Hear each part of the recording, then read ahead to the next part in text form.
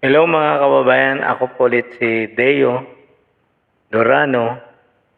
Komentaryohan lang po natin tong, reaksyonan lang po natin tong pag-endorso ni VP Sara kay Amy Marcos. Alam ko marami ang nagulat sa mga DDS supporter at supporter ni Pangulong Duterte. Pati ako rin, nagulat din po ako. Dahil alam naman po natin ang mga ugali ng mga Marcos. Puro basta magagamit nila, sa kapakanan nila, gagamitin nila. At pag natapos ng gamitin, gawin na nila yung gusto nilang gawin. Pakinggan po natin yung interview ng isang reporter kay Amy Marcos. Reporter po ito ng UNTV.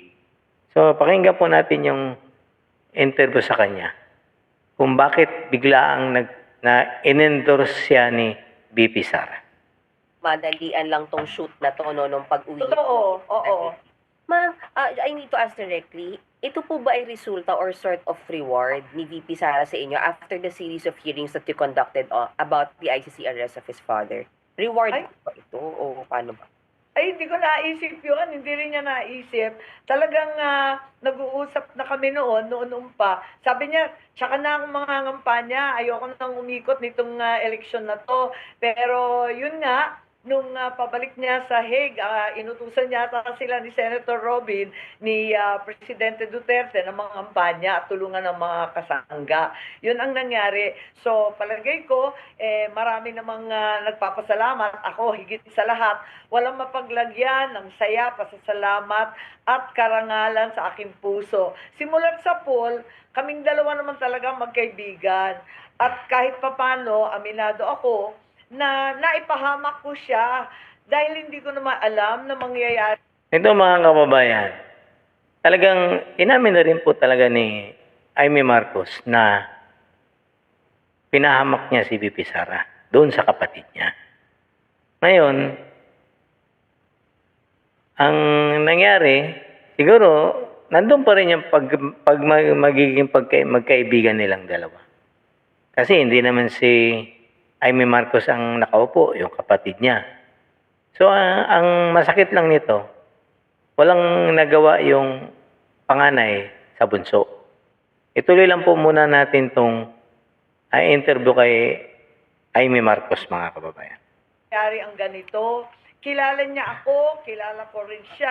Kilala namin ang isa't isa, hindi nagbabago ang pagtanaw ko ng utang na loob at paghanga sa pananatili niyang may tiwala sa akin. Kaya eto, andito kami, hindi niya ako binigo at hindi ko rin siya bibiguin. Ayan mga kababayan, yan ang binitawang salita na naman ni Amy Marcos. Hindi siya binigo, hindi rin daw bibiguin ni VP Sara hindi rin daw bibiguin ni Amy Marcos si VP Sara. Alam ko mga kababayan, maraming nagulat sa atin sa ginawa ni VP Sara. Iba po. Pero ang sa akin lang mga kababayan, alam na natin kung ano ang ugali ng mga Marcos. Katulad nga ng lagi natin sinasabi, manggagamit sila. Diba po? Kasi, kung talagang tumanaw po sila ng utang na loob sa mga Duterte, hindi po nila magagawa ito. Ang nangyayari ngayon kay Pangulong Duterte at kaysa kanya.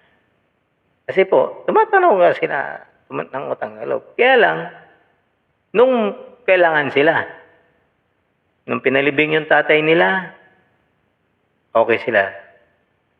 Nung sinamahan siya ni VP Sara, tumakbong pagka-pangulo, naging VP Sara, sinamahan sila. Anyet, ang sinukli nila sa mga Duterte, ito ngayon, impeachment, pagpatapon doon sa dahig, doon sa tatay ni VP Sara. Nakakagulat at nakakasama ng loob po talaga. Pero mga kababayan, Nasa atin pong kamay ang kapangyarihan. Wala po kay VP Sara. Kahit 10 beses po niyang i-endorse si Aimee Marcos, kung ayaw po talaga nating iboto, nasa kamay po natin yun. Wala po kay VP Sara. Alam niyo po yan. Si VP Sara, siguro, natutuwa lang siya doon sa ginagawang investigasyon niya doon sa kaso ng tatay niya. Pero mga kababayan, tandaan niyo, wala na rin tayong magagawa kasi naipadala na po nila si Pangulong Duterte doon sa The Hague. Di ba po? Kahit na araw-arawin ni Aimee Marcos dyan ang hearing, kung takot naman siya sa kapatid niya, wala tayong magagawa dyan mga kababayan. Alam mo, sa totoo lang, tayo naman mga Pilipino, mayroon naman tayong usap na kapatid sa kapatid. Di ba po?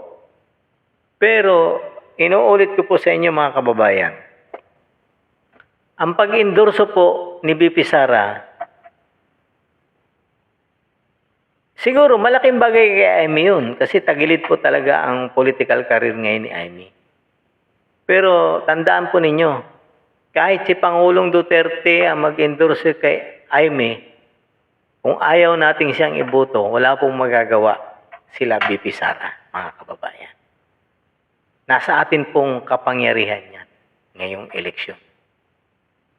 At araw-araw pa ni VP Sara i-endorse yan kung ayaw talaga nating iboto. Tingin ko mga kababayan, pares na lang silang ngayon nagagamitan. Ginamit mo ako, gagamitin din kita. Parang gano'n. Alam naman natin, yung mga Duterte, hindi naman nagtatanim ng galit yan. Kaya lang, sa ginawa kasi ng pamilyang ito, sa mga Duterte, hindi lang personalan. Wala na ho talaga yung respeto nila sa isa't isa.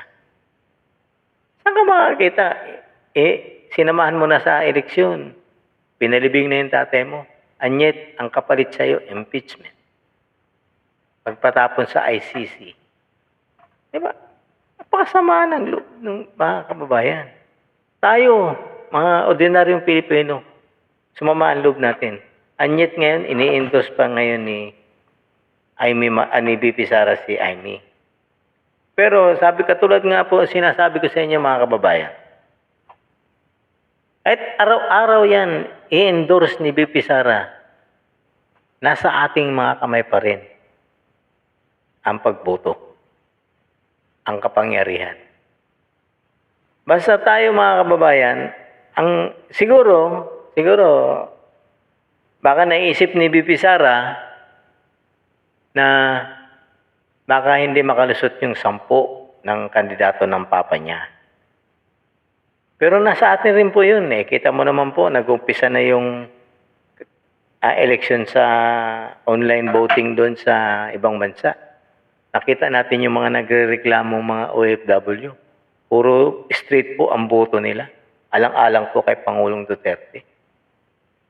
Di ba po? Kaya lang ang nangyari, nagkakaroon pa ng issue ngayon dahil pag kinas nila yung vote nila, ang lumalabas daw ibang pangalan, ibang mga QR code. Pero, ang sabi naman ng COMELEC, yun daw talaga lalabas kung sino yung binoto mo. Kaya nga, mga kababayan, kahit na araw-araw nilang iboto ay i-endorse si Aimee Marcos kung ayaw talaga nating iboto, wala akong magagawa si VP Sara. Ngayon, ito naman pong issue kay Camille. Alam naman po natin yung pamilyang Villar, kaibigan po talaga ng mga Duterte yan. Mula kay Mark, sa nanay, at sa tatay. Kasi nga po, supporter po talaga ni Pangulong Duterte ang mga yan. Siguro in-endorse yung dalawa na yan, baka naman, pag hindi makalusot yung 10, mayroong malaglag, may dalawa siyang malakas na susuporta sa impeachment niya.